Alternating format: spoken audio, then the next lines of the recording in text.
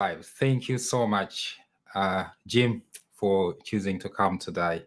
I've been listening on and off on your wealth creation show, and thank you for all those insights you've been delivering there. I think for the audience and those who will be eventually listening to this after it has been live, I just maybe want to say a few things about yourself. And this is initially you, Jim, trained as an accountant in his 20s. Um, Initially training as an accountant in his 20s, Jim has had an early track record of achievement by winning the Fife College Student of the Year 3 times for business and accountancy. Following on from this, he worked in many of Fife's local manufacturing companies, such as Fodler. I hope I pronounced that well. Fodler Balfour. Yes, Toulouse Russell and ESA Macintosh, which enabled him to elevate to the position of financial director at 29 years old. During this time, in his mid-20s, Jim also got involved in property as a landlord, way before buy-to-let was even a phase. And within the next 15 years, this allowed him to retire at 38 years old and go on to build his own estate and letting agency whilst teaching his employees to deliver the same high standard of service and results. Now, in his 50s, and with over 28 years in buying and selling property, Jim has an outstanding track record in his field of helping everyone he is involved with to achieve what they want, whether selling, renting, buying, or investing. This has resulted in several high-profile awards, such as the Worldwide Centurion Producer Award, which recognizes and rewards the exceptional achievements of an estate agent within the world's largest estate agency, Century 21. And to achieve that is a very, very wonderful thing. So, Jim, it's a delight to have you here with us. And Jim, today we'll be speaking, among other things, also on the financial blueprint, financial freedom blueprint, and how to become financially free. A gentleman who retired when he was 38, and there are some people right now who that was only a few years ago. 60s, 50s, 60s, and even 70s who are still working. So I think we're going to learn a lot from you, Jim. And thank you so much for dedicating your time to come here. Are you sure you're talking to the right person? You're going to learn a lot, really? Yes, we're going to learn a lot from you. That's very optimistic. Few people retire at 38, Jim. Yeah, let alone even in their 50s. There are many people still in their 50s, 60s who are wondering that will I really be able to make it in life? So it's really, really so great to have you. So I have a series of questions I'll be sort of asking and you and sort of you feed those. Yeah. So first question I have is, can you start by explaining what you mean by financial freedom and why it is important, why it is an important goal for individuals and families to have? That's a big question, and it's a long answer, and I'll try and keep it short and keep it brief. But financial freedom to me personally is actually being able to do what you want to do when you want to do it, and never worrying about the money, and being able to, and it is retirement as such, but it's not the retirement a lot of people think it is. Most people think retirement is, retirement for me is not sitting on the porch, waiting for your life to end, basically, because that's, effectively a lot of people retire and they think that retirement is all about age.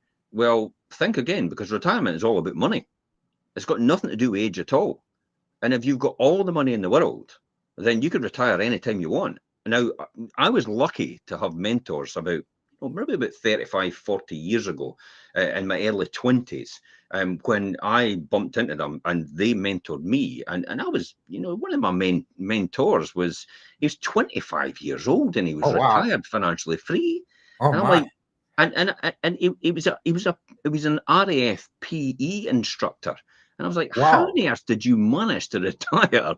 And he lived in Devizes, and so it's a very wealthy area. And he had this big mansion in Devizes and everything. And I'm like, what? It's like this makes no sense to me. How on earth at 25 years old have you managed to retire when I'm still waiting for something to happen, and I've no idea what that is? So I was quite fortunate to be involved with them. And it was effectively, it was network marketing. So I don't know if you know what that is. It's, you know, you take a product. I've heard of network marketing. There are lots of network marketing companies. Well, the network marketing company I was involved with was, or we were selling products for, was Amway. You know, Amway is the granddaddy of, you know, network marketing product, not system. And what they had done is they had built a huge organization of network marketing people, and there was about 40,000 people in it. So literally they had to build a system in order to actually accommodate training and developing 40,000 people from scratch. Yeah. And that involved reading books, listening to tapes. That's how long ago that was, cassette tapes. Attending functions and getting advice from your mentors, your upline, what we called them. There's 4 wheels on the car. Now, if you take one of the wheels off and stop it, you're not going to go very far on what is effectively 3 wheels. I mean, most cars have got that, but you'll get blown over. But then if you get another wheel and you stop attending functions, so you really had to plug yourself into their system in order to be able to change your mindset. Remember, at that time, I had no idea. When somebody sat me down and said, if you had, now I think about it and I'm thinking, God, where was my mindset at that time? If you had all the money in the world, what would be your dream car that you would buy? And I went, a Rover Tomcat 220. and Rover Tomcat 220 at the time, a Rover 220 was a Tomcat. It was called as a name, and it was the fastest production car in the world at that time. But then I never picked up on the fact that he said to me, if you had all the money in the world. All the money. So the key phrase was all the money. What happened to a Bugatti Veyron? And at that time, that showed you what my mindset was like. The limited thinking and limited beliefs. Now, I never knew that at the time, but I reflect back now and look at it and think to myself, you know, my limiting beliefs must have been really small. You know, what type of house would you live in? Oh, well, I'd maybe buy myself a 3-bedroom detached property. It's like, what? I'd be getting myself a castle. If I'd thought about it, you've got all the money in the world. Why on earth would you be buying yourself a 3-bedroom detached? It's like somebody came on the other day and said to one of my posts, it was a beautiful property and it was absolutely unbelievable. It had 6 bathrooms and somebody came on and said, oh, I wouldn't like to clean all these bathrooms. That's why I wouldn't buy that house. And I'm like, if you've been buying that house, you'd be able to hire somebody to clean the bathrooms for you. Of course, it's all about mindset, isn't it? But can you see where that mindset was, even in that person at that time? And that's where I was in the very beginning. I had a limited belief and limited mindset. I had no idea what was available out there. I was very cynical about everything because the people that were round about me. Okay, so what changed? What changed then that you started thinking differently? Plug myself in the system. Reading. Reading is the most effective thing. I'm on this. I've finished Stephen Covey's highly effective 7 Habits of Highly Effective People. I finished that and then just started at the beginning straight away again. And I'm now on page 127. But I literally just finished it and started again because and 120. And I'm like, I'm getting even more information out of this than I did before. And I'm now reinforcing all the things I need to learn in order to understand where I need to be. Now, you would think to yourself, wait a minute, why would somebody that's financially free and never need to work another day in their life ever and still earn money? Why would they be reading still? And it's because success is a journey. It's not a destination. It will always be, it's like climbing a mountain. It's like climbing Everest. You'll get to certain camps like base camp 1, base camp 2, base camp 3, you know, all the different stages. And then you'll go to different stages climbing Everest and up and down and up and down. And that's kind of like life. You know, you think you're at the top of your pinnacle, but you're not. You're nowhere near it. And you don't realize what true potential you really have. And it's only through reading and developing your mindset, that's when you begin to believe you're in a bigger mindset. Now, I saw something the other day. Dan Pena. Now, if you know Dan Pena, he's not. He doesn't suffer fools gladly. And Dan Pena lives over the water from me in a beautiful castle in Glamis. And I thought to myself, he's having a workshop down in London in March, and I thought, I need to get in a bigger pond. You know, I'm maybe a big fish, and maybe the pond is far too small for me now. Yeah. So I need to get into a bigger pond. So how do I get into a bigger pond? Well, I need to get into a pond of billionaires, if that's the case. Hence the reason why I was at Necker Island with Richard Branson. Hence the reason why I want to be around Dan Pena, because these guys are billionaires. Yes. Yes. You know, yes. so I now need to think differently. I'm not going to say that I want to be a billionaire or anything like that. It's just kind of, if I need to get a different mindset, and I need to get in the head of someone who's far greater success than me, I need to get about them in some shape or form. Yes. Now that's sorry. Yeah. And when did you actually realize that, okay, actually, I am now financially free? Because by retiring at the age of 38, I'm sure you, from maybe a certain age, you started saying, this is a bit different now. Life is a bit different here. When did you actually come to that realization, saying, I'm sure before you retired at 38, maybe way before that, you actually saw that. Yeah. And also curious to know whether your journey, how did your journey in real estate contribute to your own financial freedom as well? So it took me 8 years from a standing start to be financially free. Actually, to be a millionaire. Okay, and I mean an asset millionaire, not, I've got £1 million of property. I know my assets minus my liabilities, millionaire. Wow. Yeah. Okay, can you just walk us it took me 8 years. Steps through those 8 years. Okay, so within the first 3 or 4 years, probably 3 years, I could have been financially free. I could have just sat back and just went, I don't need to work anymore, because I was making more money every year in my side hustle than I was at my work as a financial controller and financial director. Yeah. So literally, I was putting 168 hours in a week to my job, and I had no hours for my side hustle, but I managed to fit it in somehow, and that was making more money in one day, or even half a day at that time. To be honest, half a day's a time a week, than I was actually making full time in my employment, and it didn't need to rely on me at all because it was in property. And what was the real secret to that? I call it a secret, but I know you put in a lot of hard work there. But maybe some of the listeners will want to say, wow, within just that short period of time, you're able to do that. What do you think contributed so much to that sort of enormous success? Apart from, of course, we said reading and things like those you've mentioned. Yeah. Okay. So just to bring that on a wee bit, and I'll come back to what you asked about that. You know, I was technically financially free within 3 years, but I didn't really want to be financially free like that, because I realized that even though I replaced my income and it would be half a day a week, I would still won't have the equity to build my business any further.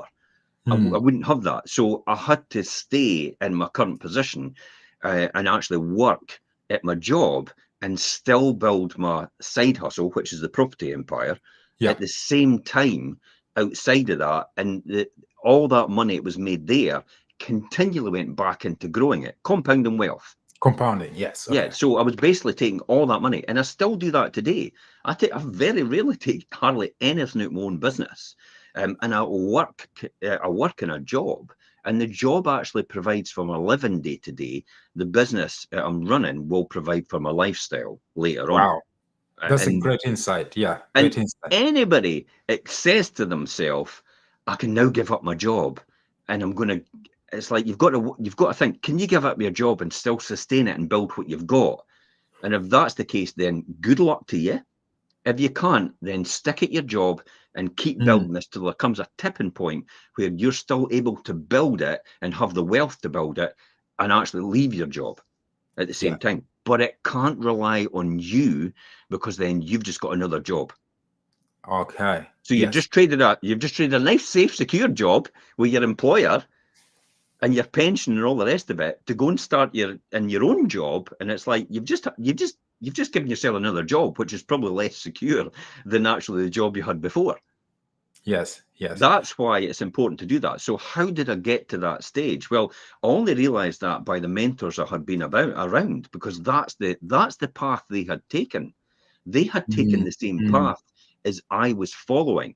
So they had got to the point where they all still continued to work in their job day to day, but Yeah. they still built their businesses outside of that, because it wasn't reliant on them being there all the time. And it wasn't relying on their ability to perform. It was relying on other people's abilities to perform, or it was relying on assets that actually made money without Yeah. their input. In other words, they call it investment income, Yes. Yes. as tax. Yes. So that's how I was able to do that. But it took me the 8 years to retire, but I could have comfortably been retired in the 5 years. But the difficulty was, I just couldn't understand how it was possible for me to retire at 35 years old, never to work ever again, and to be a millionaire, and Yeah. actually to have income coming in regardless of anything I needed to. I didn't need to do anything for the rest of my days, Yeah. and I So still have income coming in. yeah. And So I couldn't get my head round that, mm, because no one I knew, because my mentors were only around for maybe about the first 4 5 years of my journey, and it was I only started to buy property once they had gone. So I had to then be my own mentor, but yeah. I then had all the books that I'd learned. I still had all the tapes that I had from them, and I started to learn from people like Tony Robbins, and I Yeah. started to learn from other people like, for example, Bob Proctor, and Yeah. also Zig Ziglar. People like that, people are involved in a sales background, but also people are involved in a wealth creation background. Yeah. So this was all about me being preparing. So this is all about preparing all the time. You maybe don't have any idea out there about what you want to do, or where you want to go, or how you want to get there, but you do know. And I've said it this morning. Somebody said, "What got you started in property?" And I says, "Well, the only thing that got me started in property, because I wanted to be a millionaire, Yeah. and I I didn't." think I didn't want to be owned and controlled by anybody else, and property was the vehicle that was going to do it. I stupidly went to become an accountant because I thought that was going to make me a millionaire. Honestly, I'm going to be a millionaire because I'm an accountant, and it's like, no, you're no, not. no, doesn't work. You're just going to work. You're just going to work for someone else. Yeah, I think you mentioned a very important point there, because I think, yeah, this week on Monday I was holding an event as well, sort of talking to a group of people or live online, and I said that it's very important that you have that burning desire within you to create wealth and be financially free or successful. Otherwise, without that desire Yeah, burning, then there's nothing to fuel your journey towards really that destination. You need to have that burning desire. And it's interesting you mentioned that you wanted to become a millionaire, and that was really the desire. The fire was there to sort of get you there. So I think that leads me to this next question here. You've mentioned the financial freedom blueprint. Could you give us an overview of what this blueprint entails? You mentioned it in the comment to the post I posted about hosting you here for me today. personally, the financial freedom blueprint that I actually adapted to was exactly the path that I followed. So the path that I followed never existed in the beginning. There was no path. There was no such thing as buy to let when I first started. There was no Yeah. buy to let mortgages. Mm-hmm. So when I first started, it was literally I just had to forge the way forward as what we call an early pioneer in the buy to let business. Yeah. So I then had to adapt. I had to master systems, and I had to understand how it was all done, and I had to make up ways to do it more efficiently Mm-hmm. over the 30 years that I've been doing this, and I still do that today. I was talking to someone this morning about how I've adapted things and recovered more of my time to do the things that I should be concentrating on this morning. Yeah. So it's a constant journey. It's a constant adaptation. But the financial freedom blueprint is literally just a formula from start to finish to take you from here to there in the most efficient way and manner possible in buying property, and actually creating a huge amount of wealth. But more importantly, creating what I would call a cash cow. Yes. Literally, I'm not interested in, the capital appreciation in property comes as a natural byproduct of time. It just happens whether you like it or not. So why would you buy for capital appreciation? Because it'll always happen anyway. The key in buy to let is to buy, and property is to buy for income. Buy for Mhm. income and cash flow. That's the most important thing. There's an old saying in accountancy, and most accountants will get this, but especially if you're kind of right on the figures. Yeah. Turnover is vanity, profit is sanity, but cash flow is king every single time. It's like Yes. I couldn't. I mean, I've got less turnover than a bank. It makes a loss, but I'm still making more profit than them, and they've made a loss. Yeah. So I could say I'm more successful than some of these banks that make losses, or any business that makes a lot. Any business that's made a loss this year, it is actually less successful than myself, even though I'm making maybe £1 in profit, because I'm making a profit and they're not. So Yeah. you got to think like that. So I build um, businesses and what we call special purpose vehicles, which Yeah. is the specifically the buy to let model. I build them specifically to generate as much cash flow as possible, because if you're generating cash flow, you're automatically generating the profit anyway. Yeah. And is this buy to let model something that you teach people, or is it something that anyway, later we'll talk about how the No, I people talk can about get it all in. the time on the Wealth Creation Show. Yes. Yes. The wealth what I really finding out, and funny in a strange sort of way, is literally I've given everybody the blueprint out of the 100 episodes we've done so far in the Wealth Creation Show to master wealth and create a wealthy lifestyle, not just money, but everything else that goes with it. And I Yeah. mean contentness, happiness, Mm, health, all mm, the rest of it. I've mm. created that and actually put it all down for free, and yet people will still ignore it and go away and buy courses at £6,000 and £7,000. And I'm thinking, I've just given you everything then the course will never get even close It's to close what to I've that. just given away. Yeah, I think it's just that what people don't pay for, sometimes they don't value. They don't But value, and it doesn't make any difference to me at all. yeah. The Wealth Creation Show project was ideally to leave a legacy for my children, my grandchildren, my great Mm, grandchildren, and great great grandchildren, because it's all timeless content that will not go out of date. It's all timeless, yeah. and instead I got 3 chapters into writing the book, and I thought, let's just do videos. It's like this writing book stuff just doesn't resonate with me at all. Yeah. Let's just do videos, because people want to watch videos. They want to listen to podcasts.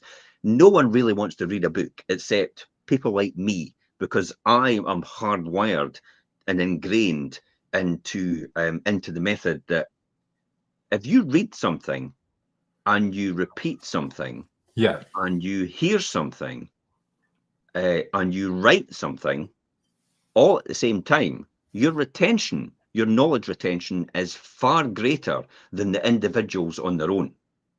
Yeah. You Yes. you Yes. retain information a lot better and a Mm, lot quicker, and that's with you. So it starts to all and that's how you build your knowledge. And again, this is preparation. yep. I've still got greater things to come, and I know it, but I don't know what that is yet. But I prepare myself every single day for that, because you never know when that opportunity is going to appear. And that is the point of readiness. When Yes. preparation and opportunity meets is the point of readiness. Yeah. So A you colleague. prepare every single day for that point of readiness to appear. Yes, a colleague of mine. We're having a meal this last this early this week, and he said that when you're prepared, an opportunity meets you, and then people start saying that, oh, he's lucky, she's lucky. It's just that the opportunity has met you prepared, and Of then you're course. able to hammer through, and you're able to do that. Now, Jim, I know you've given a lot of this information, the Wealth Creation Show. And I would really recommend people to be able to go to your show and sort of do and listen to it. You really do give gems in there. But for now, for this time we have together, if you could just summarize those steps. What are the first steps someone should take when starting their journey towards financial freedom? If someone just stumbled on this talk that I'm having with you now, and they just come to that and they say, what are the first steps I should take really that can help me move forward to that financial freedom destination? Okay, so there's the four wheels on the car again, as I said before. Yeah. There's the reading the right books or listening to the right podcasts. Okay, reading and writing books. Yeah. So reading is the key here. Reading also expands your vocabulary. It also expands your knowledge and expertise, and it also expands your delivery on how you do things. So if you then end up, if you're reading right now and you continue to read, then what happens is when you start to do broadcasts like this, then it's easy to read scripts like they do in the news. So then there's another, so the reading is all a purpose of preparing yourself for potentially doing something like this later on. Now, a lot of people out there are going, oh, I could never do that. But at some point, you'll get to a stage in your life and think to yourself, in order to elevate yourself to the next level, you're going to have to do that. And that is called pushed by your circumstances rather than pulled by your dreams. Yeah. Pushed by your circumstances rather than pulled by your dreams. I would rather be pulled by my dreams every single time. Yeah.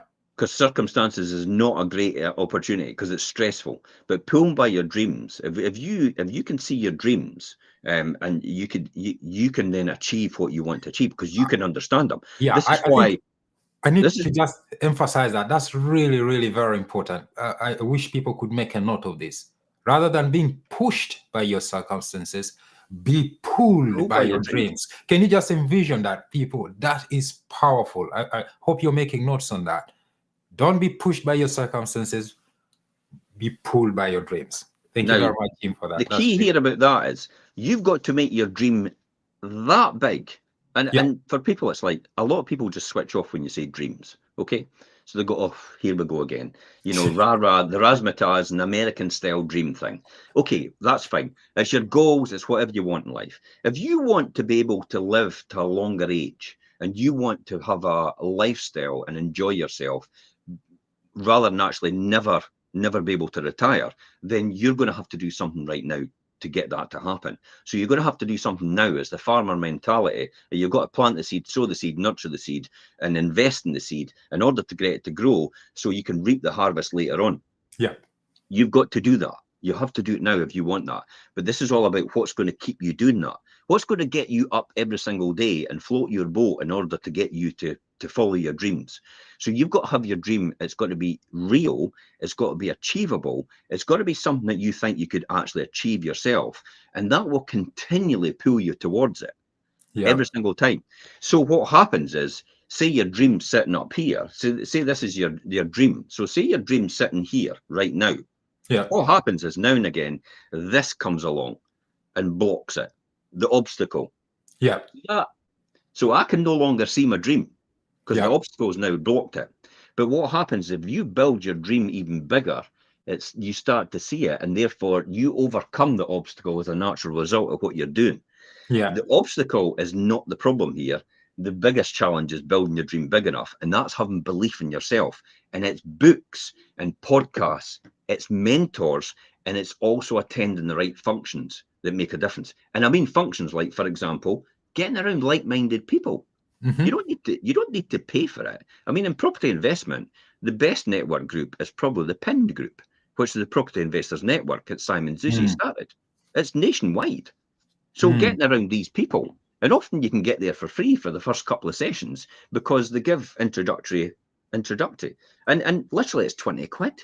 Now, I'm not a big promoter of the PIN because I'm not involved in it, but it's like it's £20 for 2 hours to get around the right people to learn from them, and also to start to master the wealth creation that you want to be involved in, especially if it's property. That's the sort of group you need to be in. But you also need to read the right books as well, as I said, and listen to the right podcasts. So here's another one. With Richard Branson, Finding My Virginity. Oh, wow. I have read every single book that Richard Branson's got and then reread them. And you know, I've actually met him as well. Yeah. And, I'm gonna be asking you a question about your meeting actually with Richard Branson as well. I'll probably meet him in November this year as well, because I'm going back to his island in Necker, on Necker Island. But it's these sort of books that you need to understand, and you need to get in, you need to learn for that very reason. How on earth do you think anything is going to change for you if you can't think any different than you are right now? Good point. Nothing will Good point. change. Yeah. Nothing will change. Your life won't change. Your thought process won't change. It won't fall into your lap. I mean, Bernie D'Souza is the guy that was 25 years old. So Bernard D'Souza was 25 years old, and he said to me, I remember him saying to me one time, and it's hard to take it because I was older than him at the time. So it's like this young guy telling you, it's like, Jim, how do you expect anything to change for you? You don't know what the height of ignorance is. And I went, okay, Bernie, what's the height of ignorance? He says, doing the same thing day in, day out, but expecting a different result. Different result, yeah. It'll never change for you. And it was like, now he told me that several times, to be honest. But at some point in time, that actually hit. It was the point of readiness. The penny dropped, and I thought, he's right. Eh? I never really thought it like that. Yeah. It's literally just doing it. It is really the height of ignorance, and a lot of people continue to do it every single day in their relationships and their mastery of money, and still keep. How do you expect to make or save any money or compound any wealth if you continue to have the spending habits you've got right now? If you're under pressure. How do you expect to clear your credit cards? It's not going to magically appear from anywhere, because you've got 1 in 15 million chances of winning the lottery. And I'll never win it because I don't play it. But I do win the lottery, and I win it every single time because I don't play it. Because I make the money every single week that I would have spent. Yeah, absolutely. So that you said the first wheel was reading books. You said there are 4 wheels. So the second one would be which one? Or perhaps it's listening to podcasts. Listening to podcasts. Reading the books. It's listening to the podcasts. And then third one is and the third one is definitely attending functions that are relevant to what you are wanting to learn. Networking functions that are relevant to what you're. And then the fourth one. And the fourth one is definitely having a good mentor. Having a good mentor. So now, I don't really have mentors as such, but I do have good mentors, as in people like, for example, Diary of a CEO by Stephen Bartlett is a fantastic wealth of information. So these people on Diary of a CEO tend to be my mentors in some shape or form, because I start to learn from them, and I start to look at them and think, how did you get from, well, look at Will Smith's wife. I can't remember her name, but look at, she's on Diary of a CEO talking about how all fell apart for her, and then houses. But then how did she come from effectively pushing drugs and selling drugs on the street to where she is right now? What did she do in that journey that I could possibly learn from, that could help me or help someone else I'm helping on their journey? So it helps me become empathetic for someone else in that similar situation. Because I've seen loads of cases where, well, literally myself, I came from homeless and unemployed to where I am right now. So that was my journey. That's where I effectively became homeless and unemployed in my early 20s. And that's how it all started. That was my journey. That's where it all started. Unfortunately, I had a massive fight with my brother. I never knew it was coming. He just started, and I just turned, and I thought, I've had enough. And it was the only time I ever got the better of him. And it was the time when, unfortunately, I worked with him in the same business, and I lived with him in the same house. So literally that night, because of his threat, I had to leave the house and leave my job. And that was the beginning of my journey.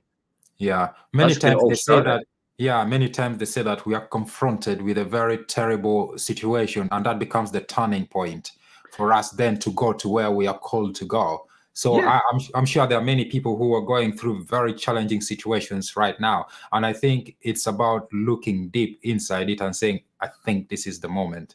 this is the moment. In I that. used to think that all the time. I used to go to functions and people used to stand up on stage and say, I remember when this person was talking to me. Andy Harrington talks about it. Remember with Tony Yeah, Robbins? yes. Andy talks about this. He says, I was face to face with Tony Robbins, and he said he knew at that time he was hung by his tongue because of what he said to Tony at that time. And he thought, I'm going to do this. And for him, that was the turning point. For me personally, I didn't get it. I didn't get any bright light or defining moment. I just thought, if it is to be, it's up to me. Yeah. And that's a very And good mantra to have. If it's got to be, it's got to be up to me. And I think many people in many ways are waiting for some knight in shining armor to come it'll never or happen. something to open the, and instead of saying, you know what, if it's going to be, It has to be it's up to you. me. It's up to me. I'm going to take 100% responsibility in this. And like you said, actually, like real estate investment being a vehicle to that. I'm keen to sort of understand, are there any common pitfalls or mistakes people should avoid when investing in real estate on their journey with financial freedom in mind, of course? So if they are getting started in real estate, what are some of the common pitfalls? You've been in this industry for a long time now, I would say. They don't get their numbers right, and they don't understand the dynamics of what they're trying to achieve. And by I mean they don't get their numbers right, they don't incorporate what we call risk analysis and sensitivity analysis. So they don't understand what they should be doing when they look at an investment for the first time as a property. I don't actually look at property, I look at spreadsheets. And I've got a formula, a spreadsheet. It just actually, you plug the numbers in with the rent level, the occupancy level, the interest rate, the everything else included in there, and it tells you automatically what you should be buying the price point of the property for, in order to get the return you want at the bottom. So once you've got that, and then you can change if the occupancy rate dropped, if the interest rate went up, how high does it need to go up before I need to be concerned that I can't pay the mortgage anymore? And that's the sort of thing you've got to understand. Once you get that right, it doesn't matter what property you're buying, as long as you get the numbers right on the property you're buying, you're fine. Yeah. So you're So it saying makes that no difference, because we've got a scarcity of property in this country, and we'll always have a scarcity of property, and it will never change because the governments won't build enough houses for everybody. So we're on an island. We've got a unique opportunity here all the time, because we won't build enough houses to accommodate people.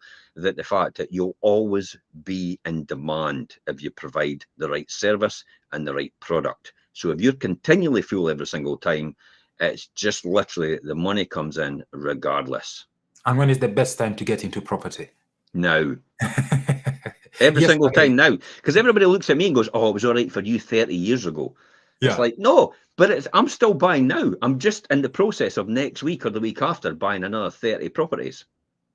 Wow. Listen to that. Portfolio. 30 properties. Yeah, so I'm just buying a portfolio, and they're all tenanted.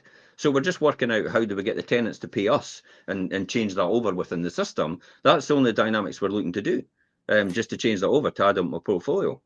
Jim, do you run a property investment education or training somewhere, or is just that people can get that just through your wealth creation show? We do wealth creation show, and plus the fact that they plug themselves into Richard. We do a property chat every month now, just with people. We meet up locally as a property chat.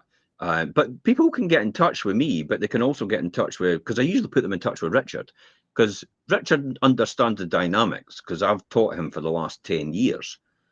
Plus the fact that Richard's my co-host on the Wealth Creation Show. Yes, so as the great thing about the Wealth Creation Show, you see as well, is I'm teaching Richard while everybody else is watching and listening. And then I'm also reinforcing it for myself. For yourself, we having an open discussion, because that's exactly what we're doing right here. So so anybody that's watching, to be honest, it doesn't matter if no one's watching, because I'm learning something off of you and you're learning something off of me. And that's the most important point. And it just so happens everybody else is getting the benefit at the same time of listening in and tuning in. Yes, and I would encourage really for those who are listening to actually the Wealth Creation Show when you get time. You know, we said earlier on that you cannot really get wealthy by just saying that, oh, I want to get wealthy. That desire, that fire needs to be burning, and then you need to go to the right places to get the information, to put the right actions in place and sort of achieve that kind of results you want. So places, the Wealth Creation Show is one of them. In my channel here, I talk a lot about just financial management, because I believe that however much money you make, if you don't manage it very well, you'll still be on the doldrums the same way. Oh, You have to be, absolutely. you have to be able to manage your You've money hit the very well. nail on the head when it comes to Yeah. that.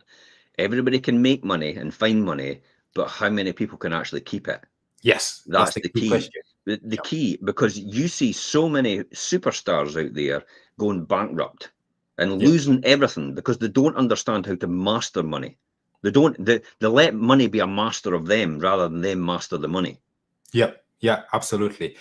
Now, Jim, beyond real estate, what other wealth creation strategies do you believe are crucial for achieving financial freedom? Beyond real estate, it's quite difficult because real estate seems to be my thing. I do have other businesses. Other businesses are essential because I know real estate's going to get you so far, but you'll notice that most billionaires run several other businesses. Yeah. For example, Bezos, Musk, Branson, Alan Sugar, they all have several other businesses that actually work. The classic of that used to be, I mean, he's not the flavour of the month, Philip Green from Arcadia Group.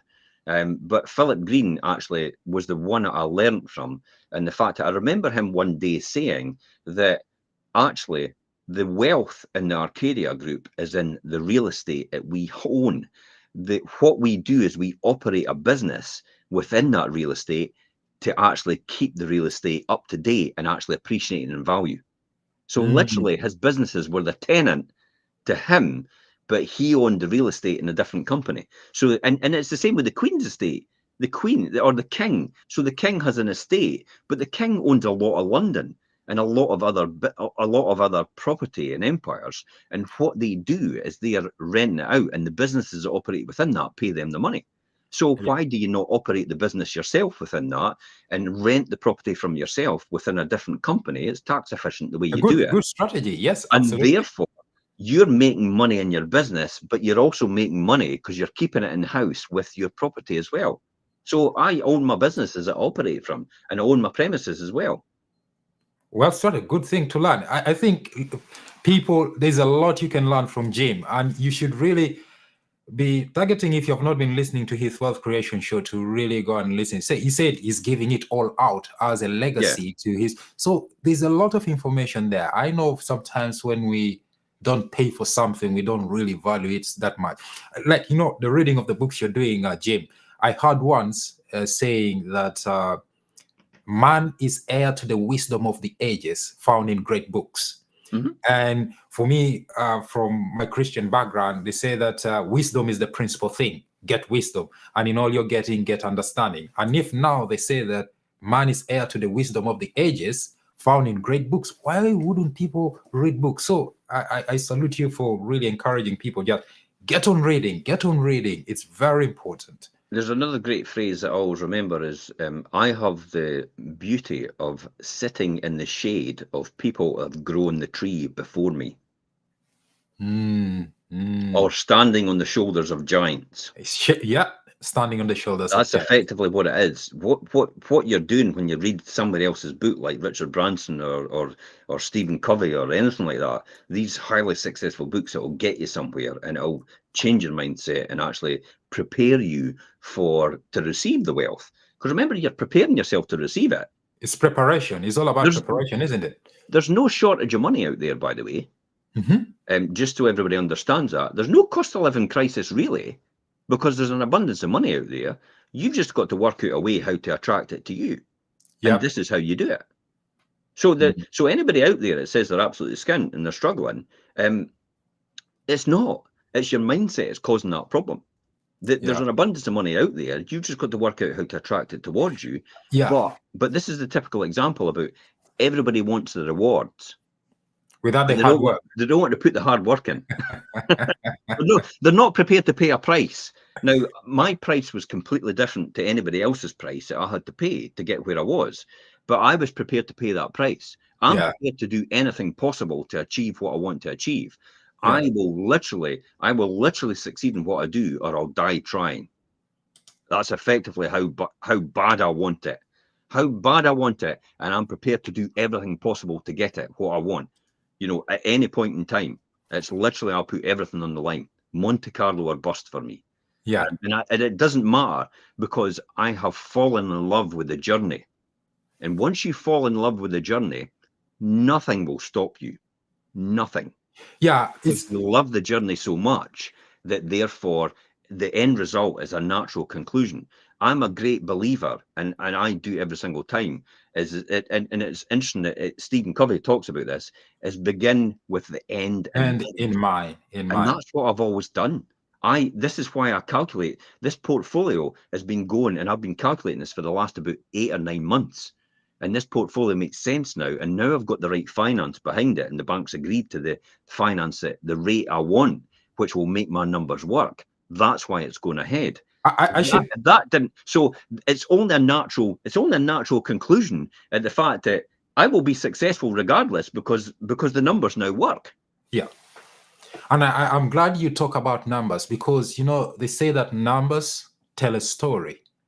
And if you're keen and try to understand the numbers, and I'm also glad you talked about, you know, you have your spreadsheet that really sort of you worked out. It's not about being emotional with it. It's just, what are the numbers saying? What are the facts here? And then you act on those facts. And also talking about books, this is one book that I've always read. I don't know whether you've ever. That was one of my first books I read, The Richest Man in Babylon. This book is and he also did The Spellbinder's Gift.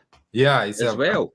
You see, it started because I read it all and all. So these are one of the first books that my mentors actually told me to read when I first started, and that's over 35 years ago. So it shows you the path that you're following right now is almost similar to the path that I followed in the very beginning to get where I am. So I jokingly said in the beginning, I thought, I thought being an accountant was going to be I was going to be a millionaire. But the reality is, if I hadn't done the accountancy, then I wouldn't be where I am, because the accountancy taught me a huge amount about financial literacy. But it also actually accelerated my career with the reading the right books as well. So it wasn't just the fact that reading the books and having the upline and attending the right functions. This all contributed to me having a meteoric success from a trainee accountant to a financial director within a short period of time as well. That just didn't happen by chance. When I first started as an accountant, I said, I want to be a financial director before I'm 30. I had no idea how I was going to do that. And I said, I wanted to retire. I just wanted to retire financially free before I was 40. That was my 2 goals. Yeah, I had no idea how I was going to do that. I think, Jim, you mentioned something really very profound here, because what I've realized with many people, I do work as a financial coach as well, in just very various aspects of life, besides just the financial thing. People want to have the certainty of where they're going before they can embark on anything. But what you're actually saying here right now is that this is just what you wanted. You had no idea like how I'm gonna get there, but this is what I want. Some people want to see that this is where I want to get to, but I also want to see the road marked out properly for me before I can start off. And by the end of the day, they're just paralyzed. They don't take anything because they can't see the journey. But what you're saying is that, you know what? Set it. This is what I want to. How I get there, I don't really care right now, but that is what I want. This comes back to one of your key beliefs as a Christian. It's having faith. Yeah. Faith in yourself, faith in a higher purpose, whatever that higher purpose may be for you. We don't necessarily need to say it's God or anything like that, but faith in a higher purpose that this is going to come, this is going to happen, this is going to happen for you. Most people don't succeed because they don't believe in themselves. It's not the fact, because then if that's the case, then how is everybody not successful in property? How's everybody else? Everybody else that started at the same time with me as me, they're all still working. I know the people that started at the same time as me. One of the people that actually started at the same time as me is actually selling this portfolio to me because he can't afford to run it anymore. He's stony broke. He's done it all wrong. He's financially spent. So he's done it all wrong. And I'm able to pick this up now because he's done it all wrong. But it works for me because I know the numbers and I've got the financial backing for me personally, the equity to put behind that. But he didn't do that. He just didn't understand his numbers, and he got himself into a difficult situation. And that's why that happened. He didn't have the faith in himself. And I'll be honest, he did some things wrong on the way. So again, financial literacy is a key thing. But most people that started at the same time as me have never actually achieved the success I've achieved. And yet they all started at the same, we all started at the same point with nothing. I think that leads me then to just segue to the next sort of question I wanted to ask you here, and that is financial management is key to achieving financial freedom. And I'm sure to you, having arrived where you are, your accountancy background somehow helped that as well. But the thing is, financial management is key to achieving financial freedom. What are your top tips of budgeting, saving, and investing wisely that the listeners can take on board? Right, the mindset you've got to have every single month is when you get your salary, the first thing you've got to think is, how much am I going to invest? And then you think about how much have I got left to spend. All right. So most people are broke. Most people are broke. And in other words, and you could be earning £150,000 a year, and you could still be broke. You're just broke at a different level. You've maybe got the income, but you've certainly not got the wealth, because you don't understand how to master finance and how to be financially masterful in what you're doing. The key here is it's just that different mind shift. It's, what have I got to invest? What have I got left to spend? Most people that are broke come in and think, what have I got to spend? What have I got left to invest? And 99 times out of 100, they've got nothing left to invest because they've spent a lot. They don't master their habits. They don't become a master of their habits. They become a slave to their habits. Yeah, they let their habits take over. You know, it's the typical example of the younger children when you put them in the room and you say to them, now there's a bowl of sweeties. Now don't eat these sweeties. And if you don't eat these sweeties, in the next hour, we'll give you double the bowl of sweeties. How many children do you think just eat the sweeties? They'll just eat it up. Yeah. Because they don't understand what delayed gratification gets them. They don't understand the feeling of what they're going to get. This is why you have to, when you have goals and you have dreams and all the rest of it, you have to expect it, but you also have to envision it. You have to have a vision. You have to see yourself doing that. You know, I was actually quite surprised, you know, when I met Richard Branson, and I was just like meeting another person. There was no one awe or anything like that. And you know, Jordan Peterson was another one. You know, when I met Jordan Peterson, you know, Jordan was just like, oh, Jordan, nice suit. That's the first thing I said to him, nice suit. And he went, yeah, thanks, Jim. And that was it. Literally, that was it. You know, when I met, you know, the classic example as well, when I met the Jacksons, you know, I expected to meet the Jacksons. You know, and it was nothing different. So I was speaking to Jermaine, and I said to Jermaine, do you know it's taken me about 40 years to get around to meeting you? And he went, 40 years? You're joking. He went, yeah, it's been that long. I believed at some point in time I would meet the Jacksons. I believed at some point in time I'd meet Michael Jackson, but that's not gonna happen now, obviously, because he's not of this earth. But I genuinely believe that I'm going to meet all these people. And whether I meet them or not is a different story, but it prepares me to have a normal conversation with someone. Absolutely. and not just be overtaken and overwhelmed, because you never know when you're going to bump into these people. You know, when I go to Glastonbury, you're standing next to Peter Crouch, you're standing next to other people as well. And then, you know, I just lean over and say, you know, congratulations on your success. And they're like, oh, thanks very much. And I'm like, no, it's no. Oh, give me a selfie. And it's like, no. It's just like, congratulations on your success, Peter. You know, they're like, oh, thanks. Yeah, and then we're back to watching the show. Yeah, I think also it's important. What you've created for your own self has enabled you to get to these various places and meeting these kind of people that other people just dream about, sort of a meeting as well.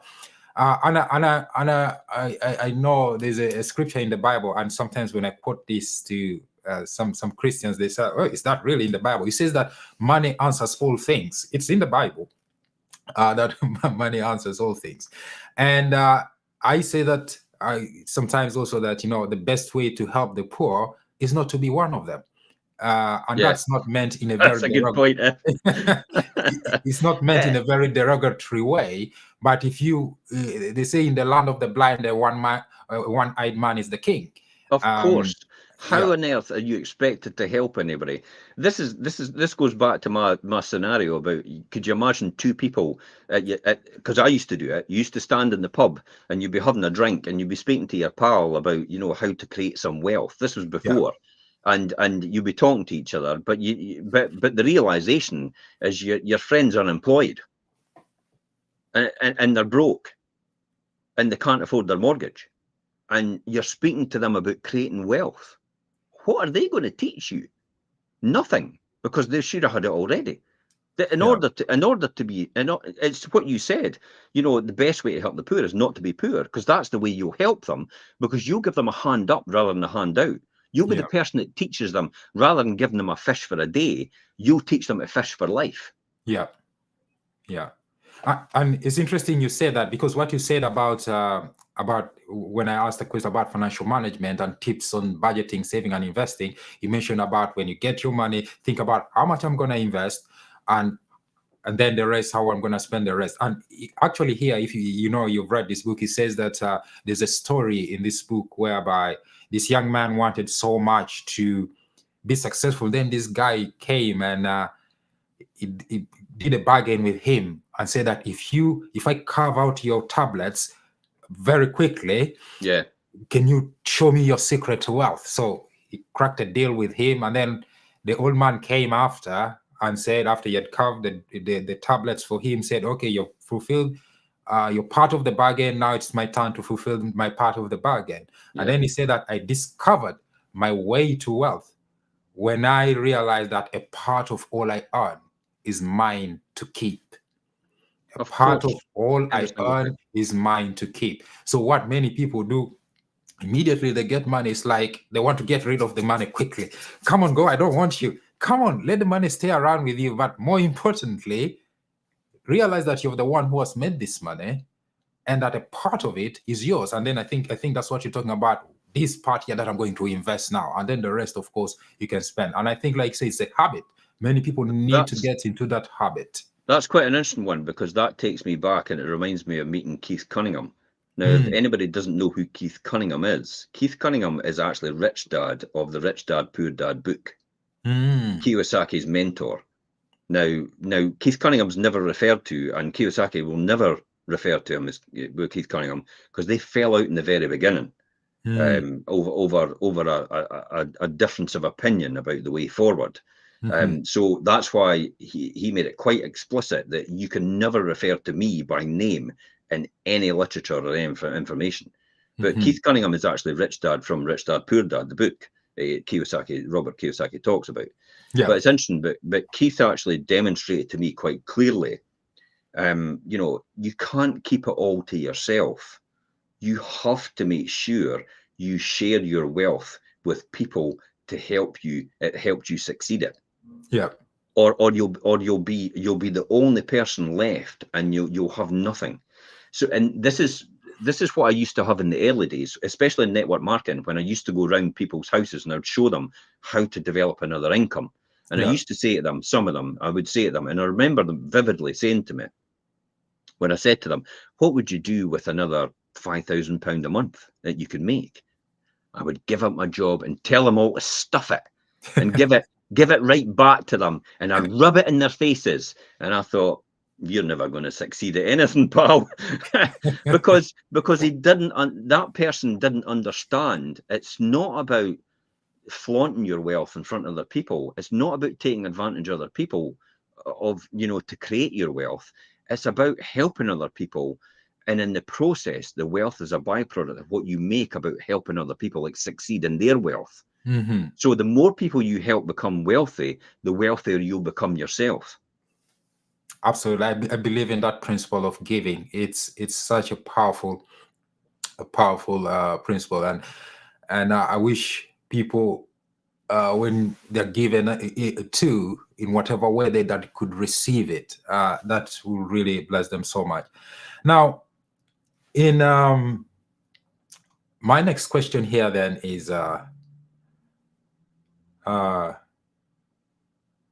yeah, how important is it to have a diversified investment portfolio in your path to financial freedom? For me, property is obviously my mainstream, but it doesn't matter about the price of the property. As I said before, it's the income it generates every single month that's the most important thing. Yeah. Because even though, well, look at the credit crunch, the property values dropped like a stone, but I was still making an income to actually set me free. Yeah. It made no difference to me. So everybody's going, oh, I bet you're worried now. And I'm going, no, really, because I'm still making the same amount of money every single month that I made before. It makes no difference. I'm not selling, so it doesn't make any difference to me. Yeah. You know, it's like just because I've dropped some wealth, but it all returns later on, doesn't it? Yeah. So it's just about hanging around. So I think it's more important. And, just remind me of the question, what you said. The question was, how important is it to have a diversified So the investment property portfolio? was that, but I also worked as an estate agent at the same time when I started, because I was retired, and that's when the credit crunch came about. But then there's also other points where you diversify, for example, into a pension. I still use a pension. I'm not daft. My pension is, I'll be honest, is my fallback position, because I'm a Monte Carlo or bust person. It's like I'm all or nothing. But my pension can't be touched, so I'll just keep continuing putting in my pension. Pensions are really good, tax efficient, especially if you're a high rate payer. Because all you do is you push it into your pension, and then you're basically on low rate again, and you're getting all that uplift in your return. I mean, you put in a pension. If you put money into a pension right now, you're getting an instant 20% return. Yeah. Now, especially like me, if you're now at the point of retirement age. I mean, 55 was for me, so I could retire on my private pension. I could draw that down, but every single time I put £1 in, I get another 20 pence added.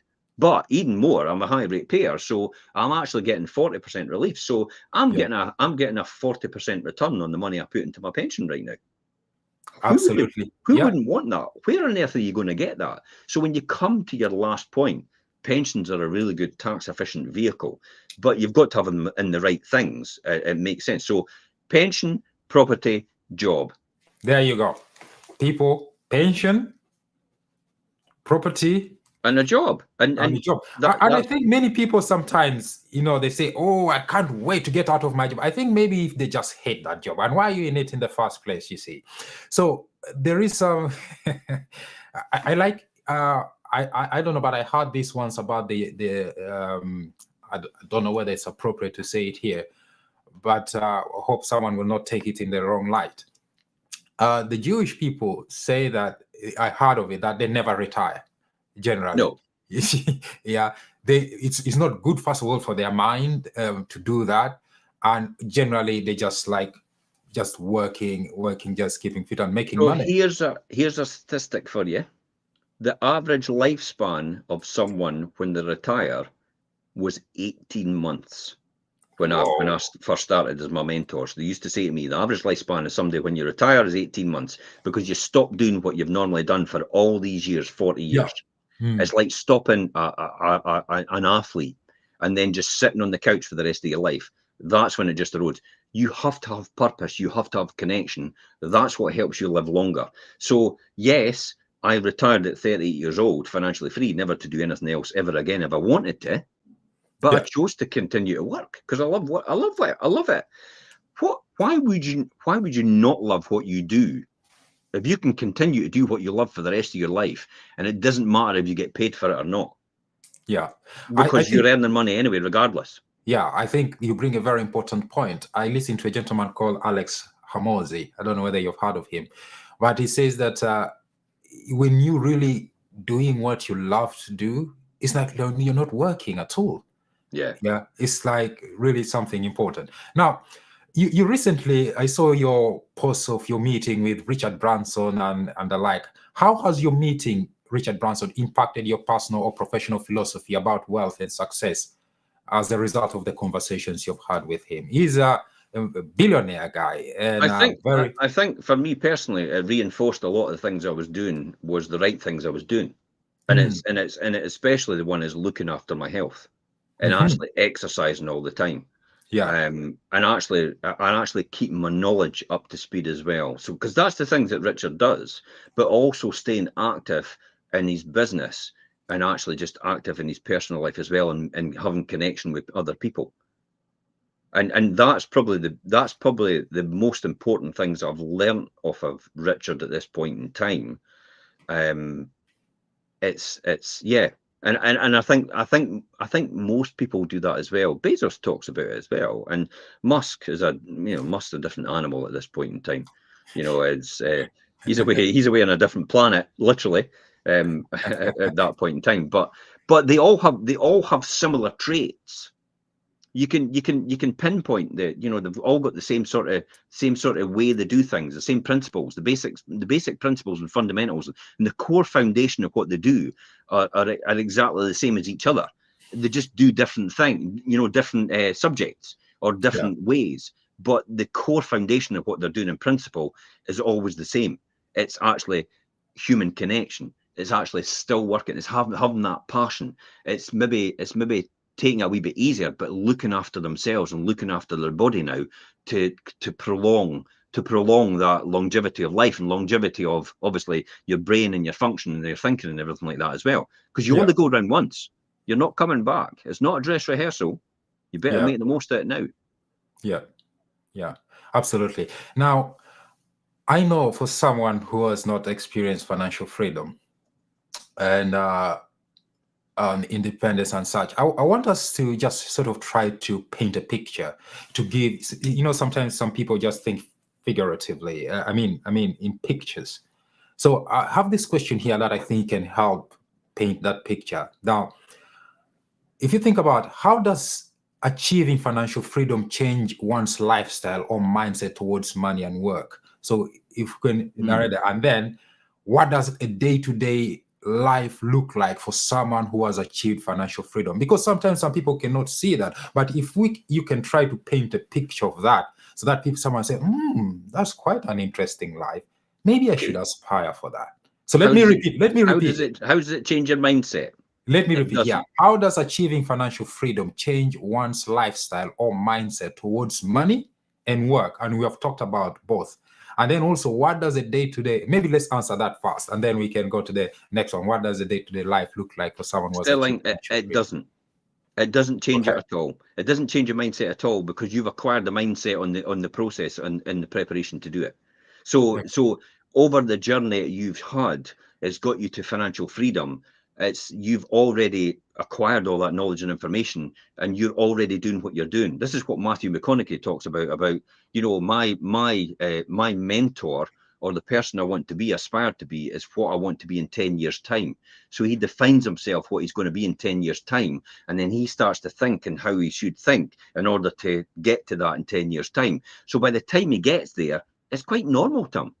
I get what you mean there, because I heard of this phrase once that if you got £1 million today, you had better become a millionaire, otherwise you're going to lose it all. And you have to have the mindset. What they meant is that you need to hold the mindset of a millionaire. Otherwise, getting just £1 million in your hand will not make you a millionaire. If up here, you're not a millionaire, because you'll just lose all that money quickly.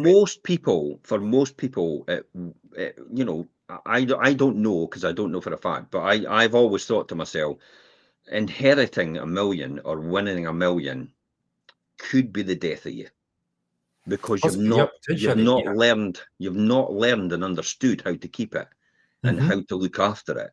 And it could end up destroying you, because it's almost like becoming a pop idol overnight, and the overwhelming feeling of anxiety it comes with it, because you've not learned how to master it, and how to keep it, and how to develop it, and how to live with that lifestyle. Yeah, these episodes I do are called Smart Money Tips. Now that you've just mentioned that, could you give some smart money tips of actually managing money? Because I think this is where most people are failing. And I've met people who earn quite a lot of money, but they're broke for most of the month. Yeah, of Could you course. give just maybe 2 or 3 tips really that can help them stay afloat? Every single time your money comes in, put money aside. Put money And I aside. do Okay. that. I still do that every single month. I still put money aside every single month. Every single month, I put a significant proportion of my salary around into savings every single month, Okay. and then I have what I've got left. So maybe about. I mean, it depends how far you want to go. When I first started, I was literally putting almost about 50 or 60% of my income into buy to let, and we'd got down to living on £1,000 a month, and that was including our mortgage at that time. We were when we first started, and today that's probably about 2,000 a month. But literally that's how we did. And everything else went into building the buy to let business and investing and growing that income over a period of time, compounding wealth. So Yeah. that's the first thing you should definitely do. Get a spreadsheet and Uh-huh. get your bank account and look at your bank statement and start itemizing everything on a spreadsheet and start saying, okay, there's where everything goes. Do I really need that? Do I Mm-hmm. really need that? Yeah, that's my mortgage. I have to pay that. That's no choice. I've got that. And then bring yourself right down to what you could live on, and almost like if you had to get it right down to the to the nearest penny about what you could live on in the least amount of money possible, work that out, and you will be surprised, I'll tell you. Because Yeah. you'll maybe got £2,000 coming in, but you'll realise that when you work that out, what the bare basics that you need to live on, you could probably end up living on £1,200 a month. And you think to yourself, where the hell is the £800 going to? And Whereas then it, you think to yourself, £800 a month, that's £9,600 a year. I have to earn 15,000 to make 9,600. And what am I spending it on then? That's when you get annoyed with yourself, when you realize where your money's going. yeah, I keep telling people exactly the same thing, that can you just check, have you given every penny an assignment, so to say? Yeah. Like, And okay. but it is as simple as that. Just take your bank statement, put everything through your bank so you can track it. Don't. A lot of people say, "Oh, do cash," because then it's like, and keep receipts. No, just stick everything through your bank so you can track what you're buying. And then when you go to itemize it on a spreadsheet and put it into the right columns, you've got things like this is my clothes. I had clothes. I had car and traveling. I had food, I had mortgage, and then I probably had sundries, the extras, and that was it, Yeah, miscellaneous. yeah. And I just put them all into these categories, and I thought, do I really need clothes? I could get another 20 years out of this shirt, and I Yeah, have. yeah, And do I really need them? And do I really need that brand? Can I not just go to Asda's and buy a pair of trousers for £10? Because they're just as good looking on me as a pair of trousers out of Gap at £100. It makes mm. no difference. It's just a Yeah. brand. Why? What, in your opinion, do you think? Why are people unable really to get to the grip of this? Really getting themselves to doing this, even if they try to do it, sometimes they can't just do it. What do you think leads Instagram. people to? Sorry. Instagram. It's got a lot to answer for. Instagram is for people that just want to fake it. They Yeah. just want to pretend they've got a life that they've got, and to show everybody else and get likes and affirmation, because there's something lacking in their life, or they want to attract somebody in order to sell them something. That's what Mm. Instagram's all about. I'm not a big Instagram fan. Social media is a bit more rough and ready. It's like in the moment. We are here right now, and this is what we're doing. Yeah. Whereas Instagram's just a delusional world that people look at things and think it looks wonderful. And they're convinced. I would say, because they've not read enough, they've got a weakened mind, and therefore the weakened mind allows it to be influenced by outside factors. Ah. It Yes. convinced them they've got to have whatever it is they've got to have in order to feel better about themselves. That will never replace anything. So I think the essence of what you're saying, that they need to be so solid and strong within themselves, not to be Of course they easily do. sort of influenced and And lured by. that's mentally tough, and that's what these types of books will do for you. Yes. They'll build mental toughness. The Yes. one book for anybody starting out to get toughness about negative and all the rest of it is Rhinoceros Success. So Rhinoceros Success. Rhinoceros Success. Yeah, Mark that, people. Rhinoceros Success teaches you to get up every morning, and your mantra is charge. That's it. Because you're a rhinoceros, but you've also got really thick skin that nothing's going to affect you. Yeah. And it's a great children's book as well. Children should read it. It should be on the curriculum, because I'll tell you what, it'll teach a lot of children to be mentally tough. That is another discussion for all of this stuff about what what they should teach in school about people really coming and understanding how to. But that is now, Jim. Let's get to the final question, because I'll need to get moving. Yeah, you need to go. Yes. Okay. Okay. If you have a major takeaway, one major takeaway about financial freedom and real estate investment, what should that be? For anybody, it's get the right mentor. And that mentor, you don't need to pay someone. You could just follow them on social media. You could learn a huge amount from them on social media. You don't need to pay anybody for that. All that information is out there free from all the right people. And if you get the right mentor, you will not, it will set you free, because then it'll let you understand and let you move to the next phase and the next phase. And literally, it's just like you're climbing a ladder. And what the mentor will do is he'll make sure, for you personally, it'll get you on track. They don't need to be involved with you, by the way. You can just, this is why Diary with CEO is good for me. These are the mentors that I listen to, all the professors, the physicians, the people that have walked the path before and are far greater achievement. People's failures, I've learned from them as well. So these are kind of mentors that I use, and the books I read as well. And then that's what keeps me on track. So the great thing about a mentor is continually keeping you in check. So you realize when you're climbing the ladder that it's not leaning against the wrong wall.